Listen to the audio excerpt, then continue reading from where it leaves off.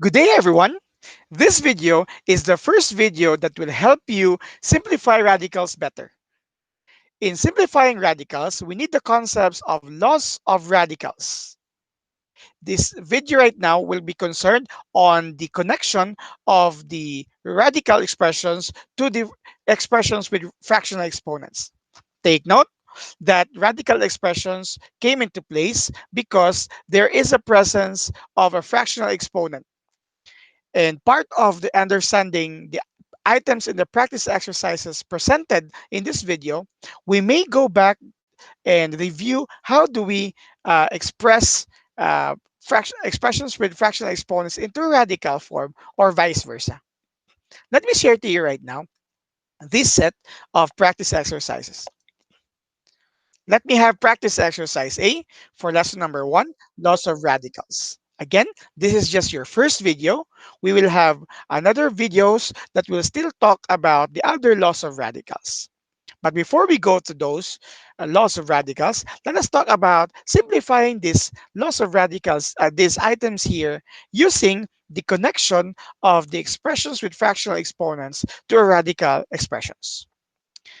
Take note that before we solve this one, the radical expressions are expressions with fractional exponent. Let's say x to the power of 1/2. Let us not use 1/2.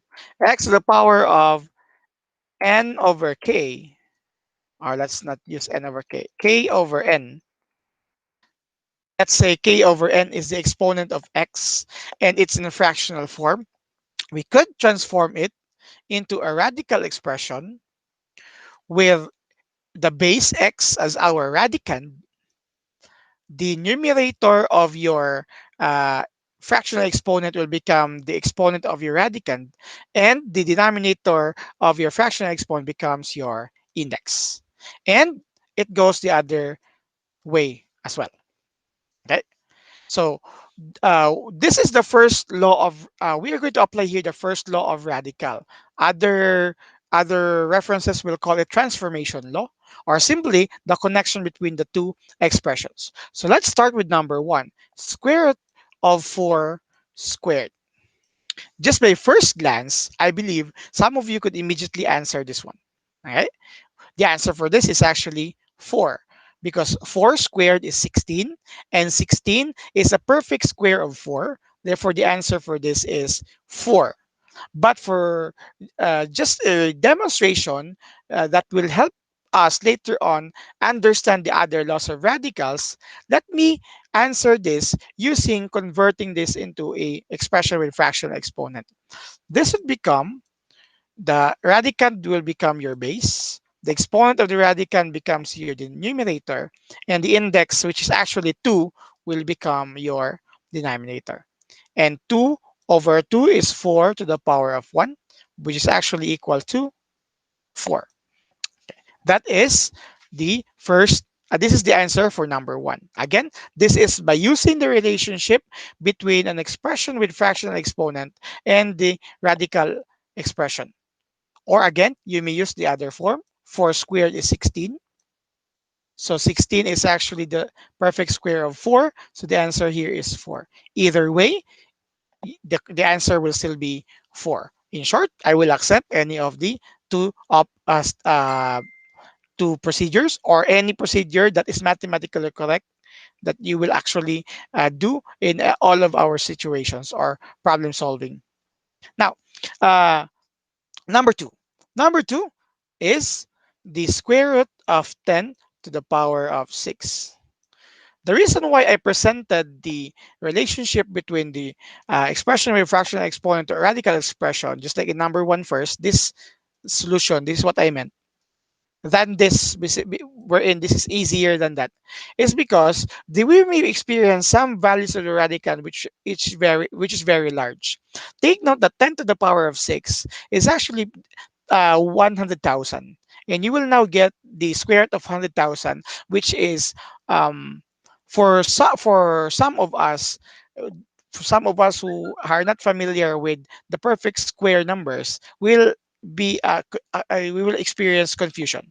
And that is why I would actually suggest to transform this first into an expression with fractional exponent. That's why we have here 10 to the power of 6 over the index here is again 2. So this is now 10, 6 over 2 is cube. So the answer 10 cube is simply 1000. Okay? So again, it is easier, in number one, it's easier to look at the square of 16 than the first situation.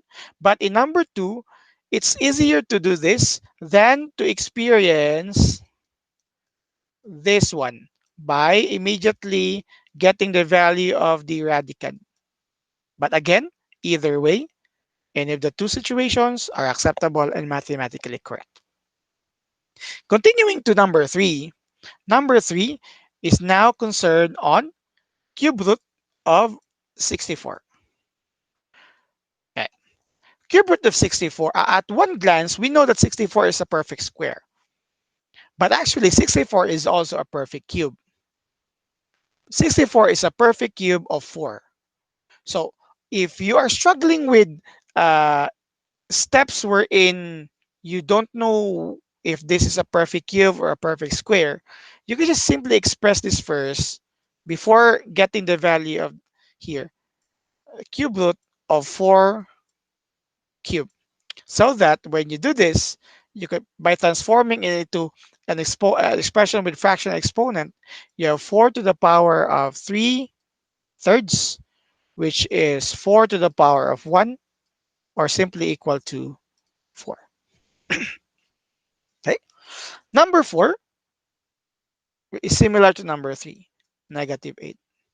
We know that negative 8 is a perfect cube of negative 2. So this is actually cube root of negative 2 cube. And applying again this process here, this is equal to negative 2 raised to 3 over 3, which is negative 2 raised to the power of 1. And the answer is negative 2. Okay. Why, again, let me go back to the situation on number 1. Why do we give more emphasis to this, aside from what happened to 2, 3, and 4, is that when we deal with variables, especially number 5 and number 6, it's better for us to do this than to just simply uh, predict what will happen here, because variables x and y in 5 and 6 respectively doesn't have any value.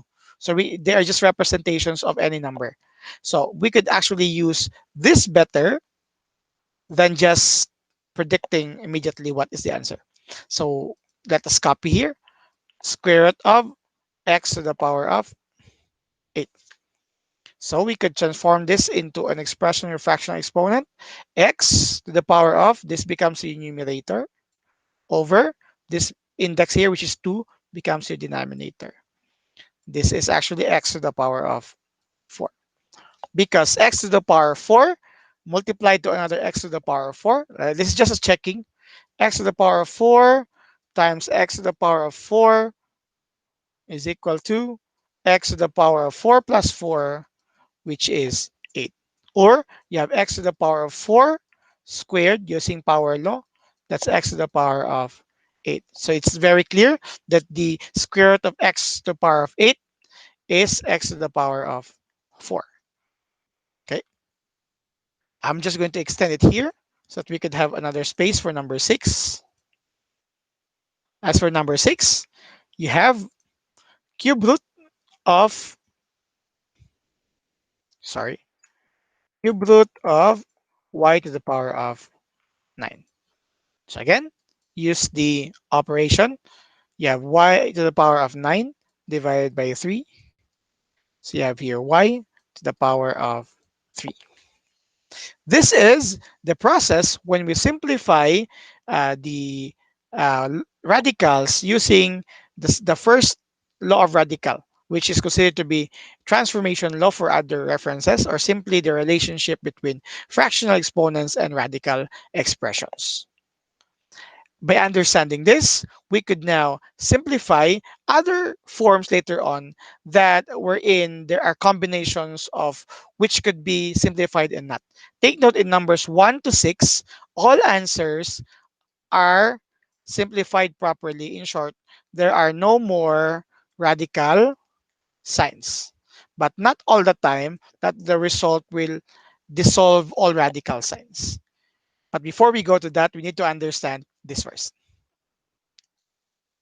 Use this video as you review more on simplifying radicals and as a preparation to simplify radicals used to be presented in the next videos.